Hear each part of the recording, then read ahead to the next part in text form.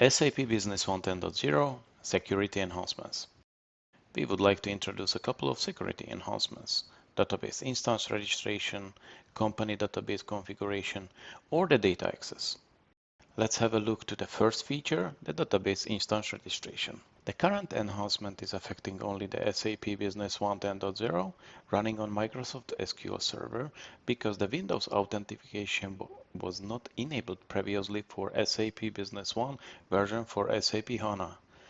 It is not possible to register a database instance by using the Windows authentication method.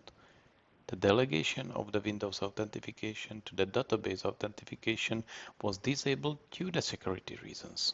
However, if the upgrade is performed from an older version where the Windows authentication was used, then the upgraded environment would still use the Windows authentication in SAP Business One version 10 as well.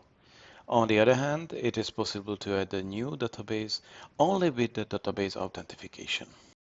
Let's see the changes on the company database level. The database admin user was removed in SAP Business One version 10, as this is a very high level authorization, and in order to have better security, then the database admin user option is not available anymore for managing the connection on the company database level.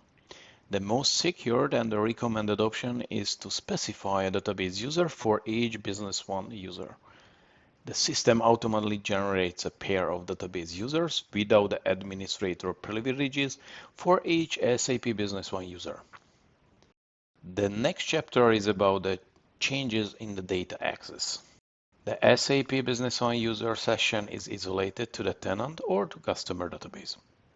The security enhancement is impacting the following areas: the record set object in the API, the SBO common database access, and the user-defined queries.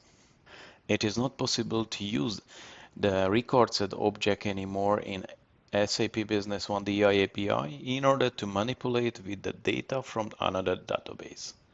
The SBO common database cannot be accessed in either. On the next demo, we would see how the cross-database access is working in SAP Business One version 9.3 and how the behavior had been changed in SAP Business One version 10.0.